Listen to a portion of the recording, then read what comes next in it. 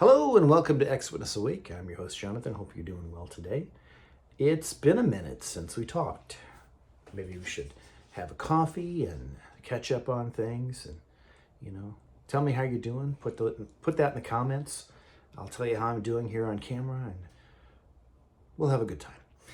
Hey, future me here. I have a couple little requests. If you could please stick around to the end, I appreciate it. It helps the algorithm. Two, if you could do that because there's a special announcement at the end, so there's a reason to stick around. And three, please like and share. It helps me out. Okay, bye. Back to the video. But really what I wanted to talk about is how we can beat Watchtower.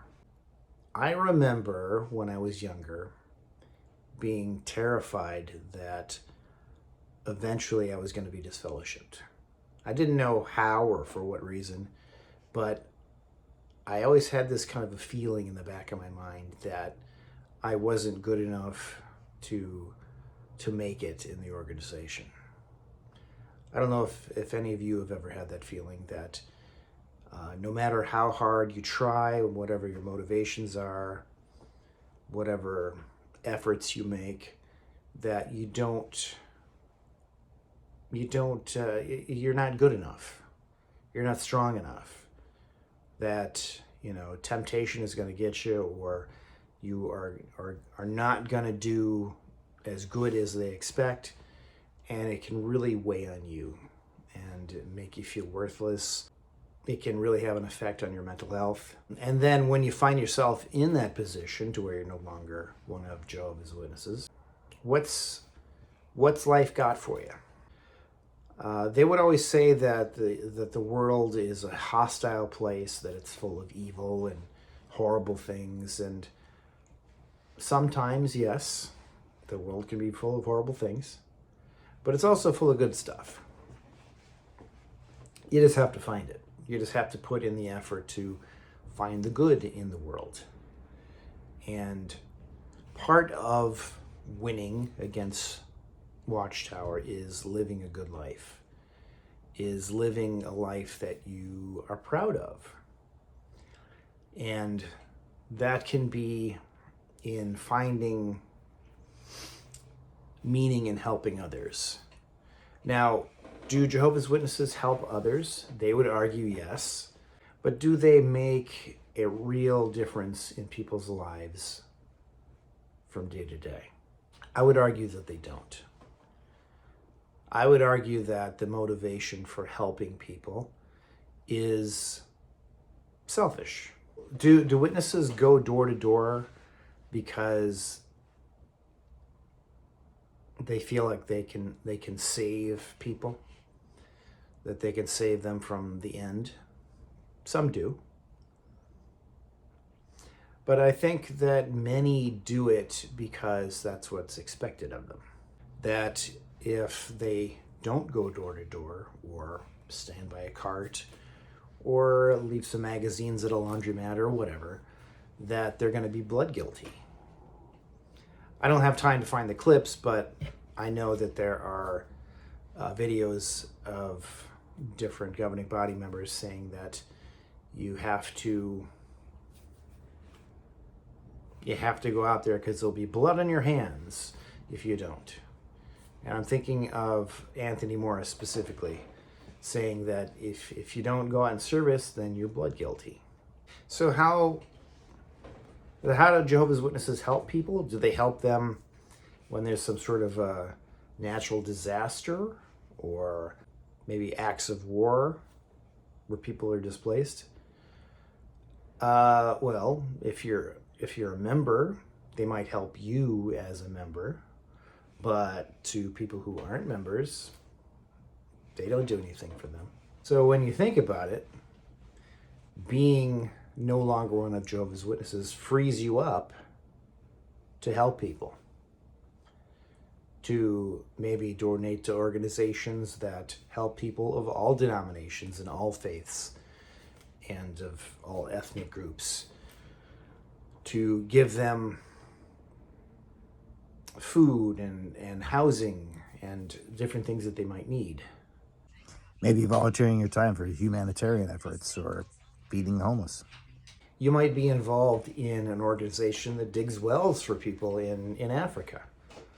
You might decide that you want to get political, actually, and protest against governments who are involved in genocides against innocent people. That's something you couldn't do before. You might decide that you want your money to go to the Red Cross instead of going into the pocketbook of the governing body, going into the business of fattening the organization's portfolio of stocks and properties around the world.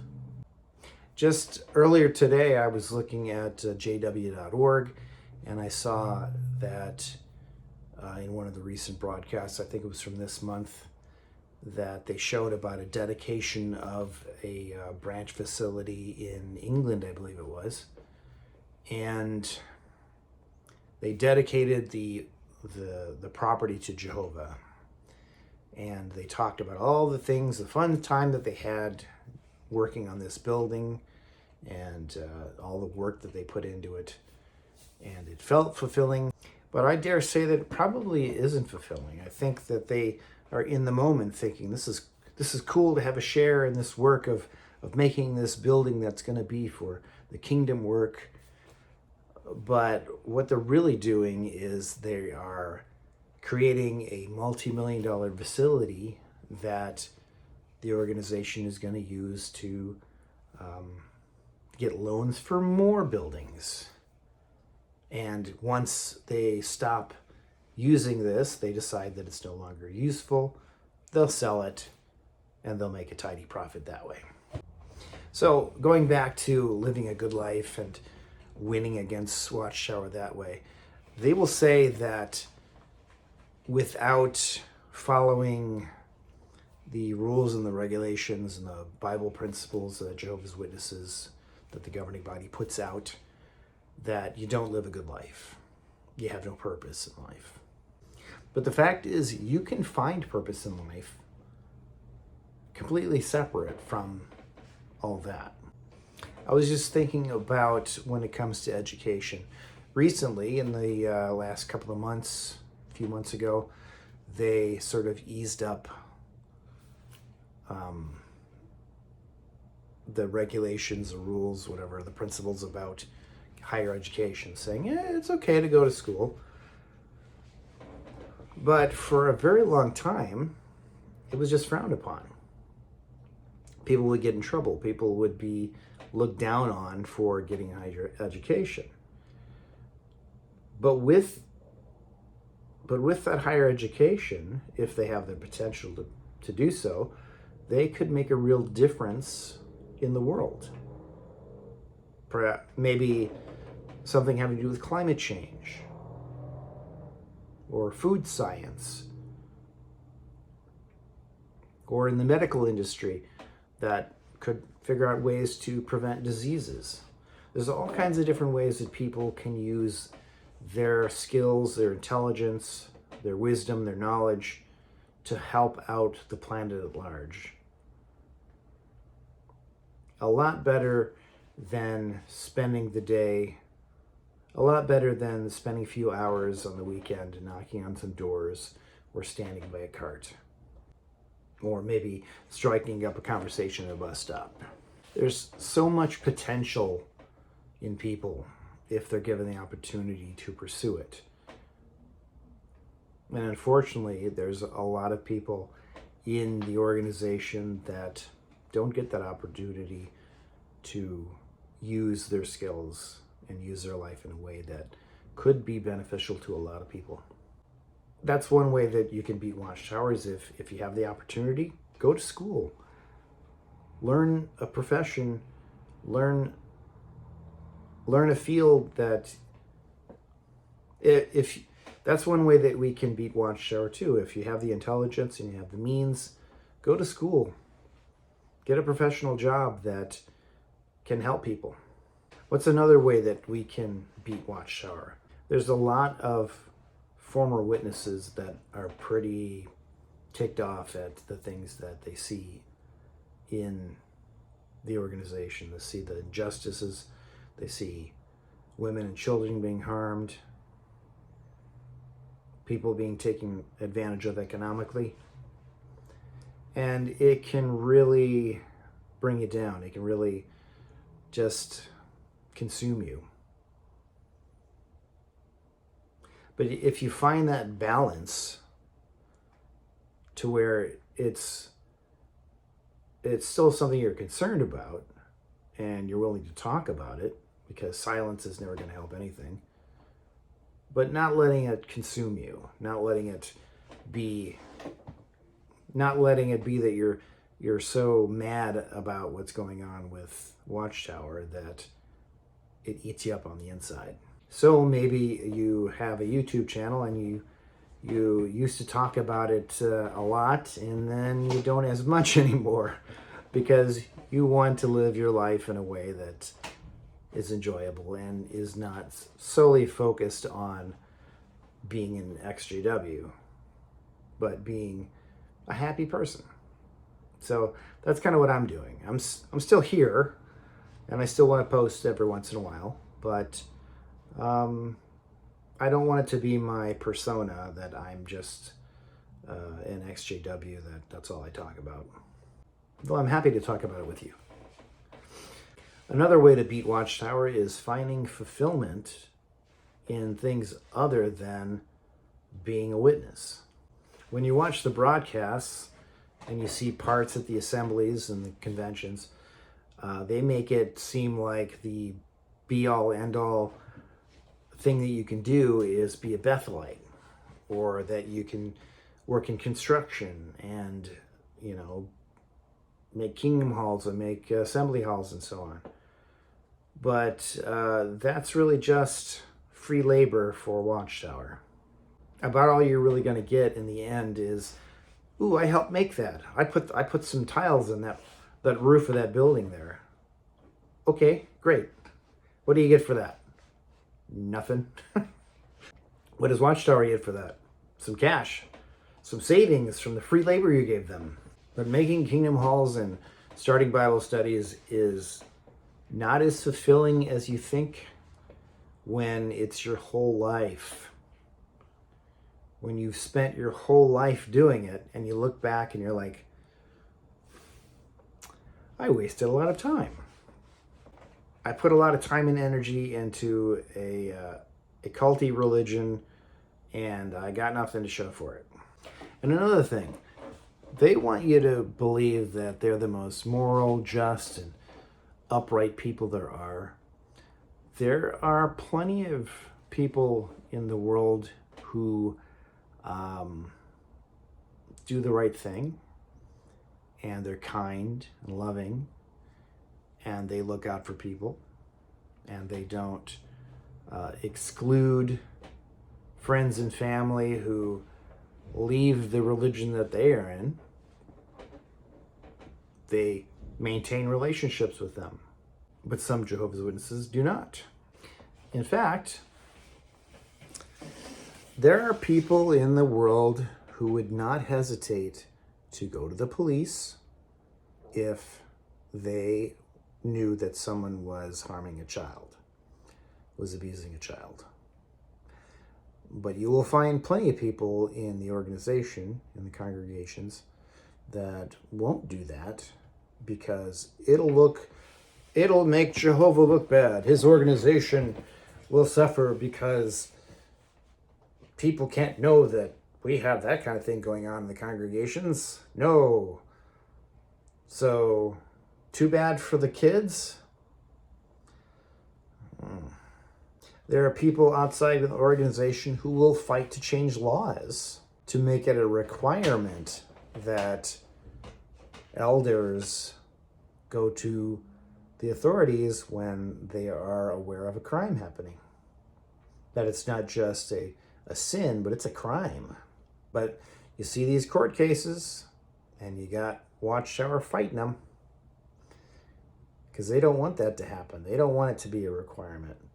They'll say, oh, where it's required by law, but they're not trying to change the law. They're not using the good judgment of maybe I should do it anyway. Maybe I should talk to the authorities because somebody's in trouble.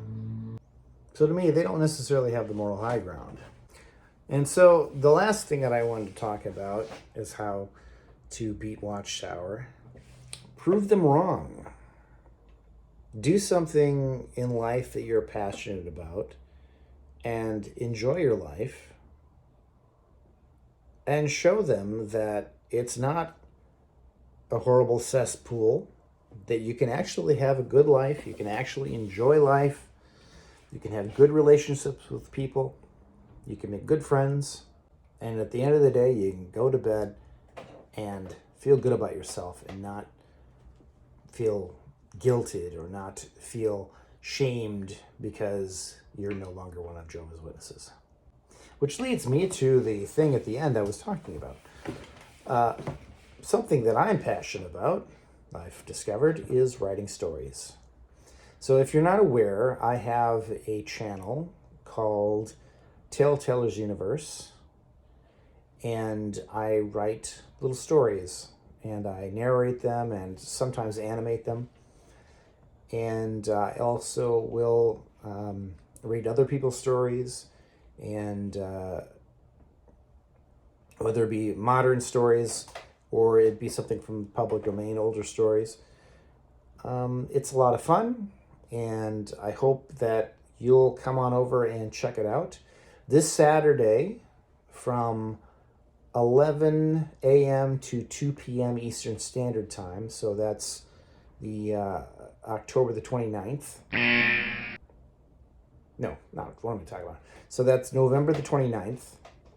So that's Saturday, November the 29th from 11 to 2.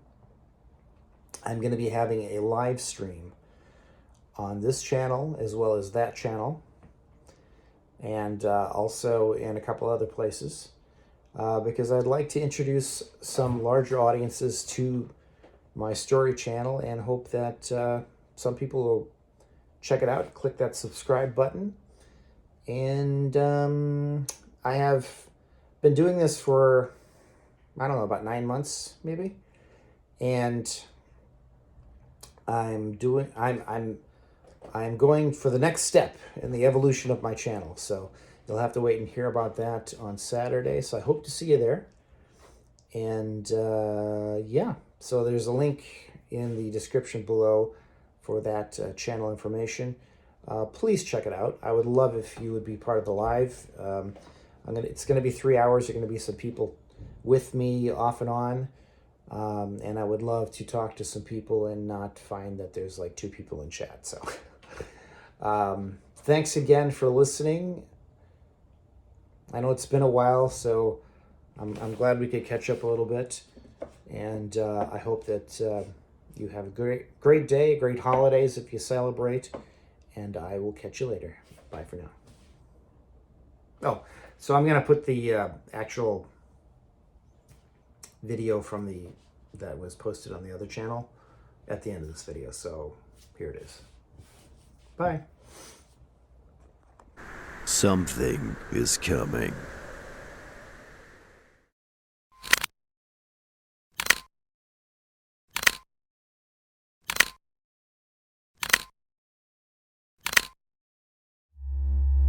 A new story is beginning. A signal has been received.